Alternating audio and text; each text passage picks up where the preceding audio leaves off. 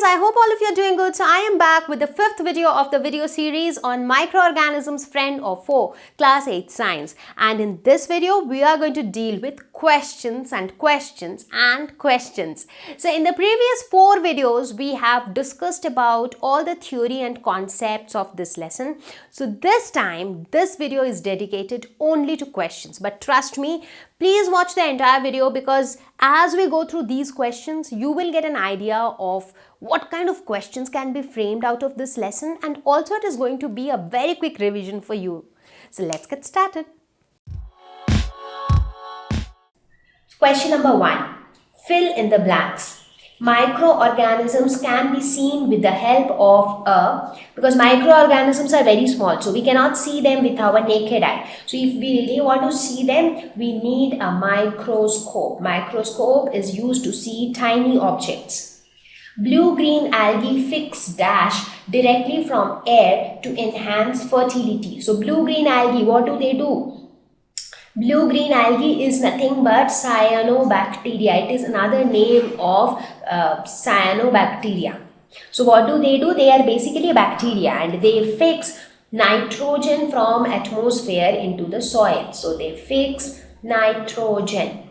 Alcohol is produced with the help of which microorganism help in the production of alcohol? We have learned about ethanol fermentation. You remember where ethanol, that is C2H5OH, is produced as a result of the entire process. So which organism helps in the process? It is yeast.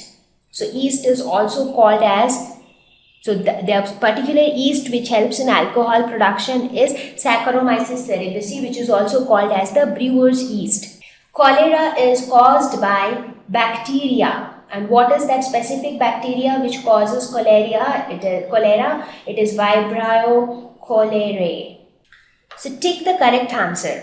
Yeast is used in the production of sugar, alcohol, hydrochloric acid, oxygen. So it is used in alcohol production by the process of ethanol fermentation. The following is an antibiotic. So antibiotic are those chemical substances which help to fight against bacterial infection. Sodium bicarbonate, streptomycin, alcohol, yeast. So yeast is a microorganism. So yeast is obviously not an antibiotic. Alcohol again is not an antibiotic. So out of these two, sodium bicarbonate is nothing but baking soda. So it helps in baking. So streptomycin is an antibiotic. Carrier of malaria causing protozoa is female Anopheles mosquito, cockroach, housefly, butterfly. So malaria is always associated with mosquito, and that to this particular mosquito, female Anopheles mosquito. So let us see question number 3. It says match the organisms in column 1 with their action in column 2. So here you have column 1 and column 2. So bacteria. So how bacteria helps us or harms us? So bacteria causes cholera, right? So we can match it with E. So this will get matched to E. Rhizobium. Rhizobium is another bacteria which helps in fixing atmospheric nitrogen in the soil. So nitrogen fixation is their job. So it is present in root nodules of leguminous plants. So rhizobium will match to fixing nitrogen, that is A. Lactobacillus. This bacteria is present in curd. So it helps in the setting of curd, that is turning milk into curd. Yeast. Yeast has many role in the baking industry as well as in the alcohol industry. So here we do not really have an option for alcohol, but for baking industry we have an option, that is baking of bread. So this yeast will match to C, that is baking of bread. Protozoa. So protozoa causes malaria because malaria is caused by Plasmodium falciparum. So this will match to this. Virus. There are two options. One is producing antibodies and the other one is causing AIDS. So this will match to causing AIDS because AIDS is caused by a virus. So that's how we have matched the two columns. So let us look at next question. It says, can microorganisms be seen with naked eye? If not, how can they be seen? Now microorganisms are very small, so they cannot be seen with our naked eye. But if we really want to see them, we can either use a magnifying glass or a microscope. So magnifying glass is used if the microorganism is slightly bigger in size. If it is very much small, in that case we would need a microscope. So you can try out looking at some microorganisms in your laboratory with a microscope. Question number 5. What are the major groups of microorganisms? So microorganisms are broadly divided into 4 groups. First is bacteria, which are unicellular, made up of one cell. They are the oldest life forms, first life forms to exist on earth. They appear in a variety of shapes and sizes. They can be very small, they can be very, very small, they can be spherical, they can be cylindrical. So they have a variety of shapes and sizes. Next is fungi.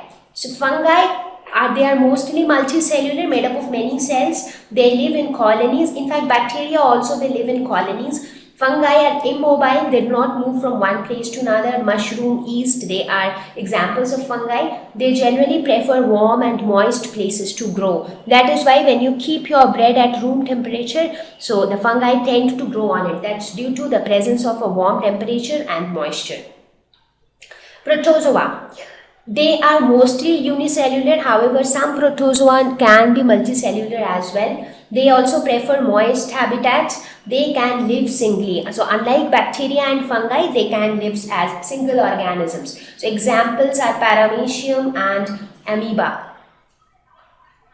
Next is algae. They are multicellular and they prefer aquatic habitats. So here you can see examples: Eulothrix, Chlamydomonas. They are examples of algae. And so these were the 4 classification of microorganisms. However, there is an exception, that is viruses. So viruses are microscopic, but they are acellular. They do not contain cell. That is why they behave like non-living objects when they are outside the host cell. But as soon as they enter inside the host cell, they reproduce and they produce multiple copies. So they behave like living organisms when they are inside the host cell, but they behave like non-living objects when they are outside the host cell. So that is why viruses are an exception, and that is why they are often not considered as microorganisms. Question number 6. Name the microorganisms which can fix atmospheric nitrogen in the soil. There are quite a few bacteria which helps in fixing atmospheric nitrogen. The first is the Rhizobium bacteria, which is present in the root nodules of leguminous plants like peas, beans. They are all called leguminous plants. So if you look at their root nodules, they have swollen portions like this in their roots. So here lies the Rhizobium bacteria. So Rhizobium helps in fixing atmospheric nitrogen. Now when it fixes nitrogen into the soil, it increases the nutrient quality of the soil.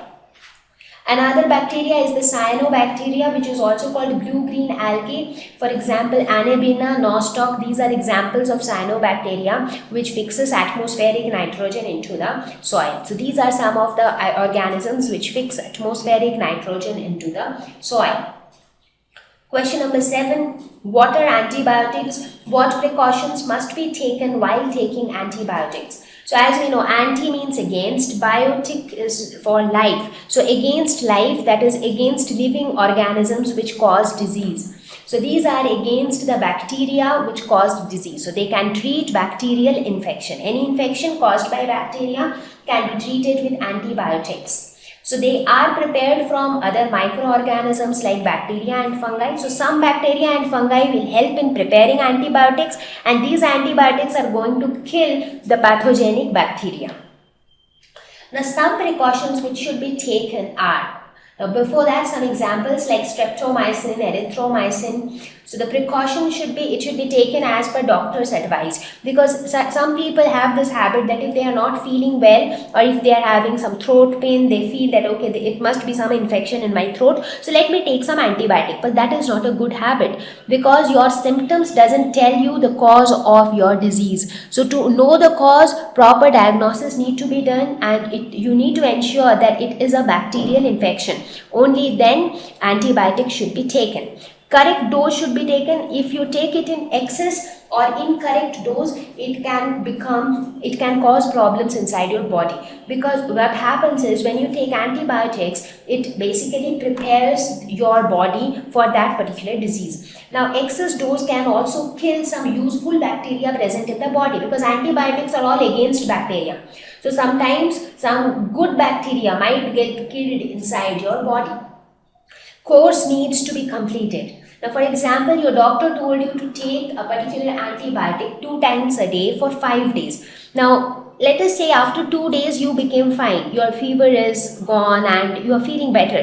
But that doesn't mean that you should stop taking the medicine. You should take the antibiotic for the same number of days, that is 5 days, 2 times a day, because stopping it in between might make it ineffective when you take the same medicine next time, because maybe this time you got some throat infection and that is why this antibiotic was given to you. So say you did not complete the course, so your body will actually not able to respond to that particular antibiotic, so the bacteria doesn't get killed or destroyed completely. So maybe you stop it in between, and maybe again after a couple of months or after some time or after a few years you get the same problem, the same disease. So when your doctor gives you the same medicine, your body might not respond to that medicine, because your body doesn't know how to react to that medicine. So it is very important for antibiotics that you should complete the course. So whichever course the doctor gives, you need to complete that even if you feel better before that. So what do you guys say? Was the video useful? So if you have a feedback to share with us, do let us know in the comment section, and I will see you all very soon with a new video with a new topic. Till then, take care. Bye bye.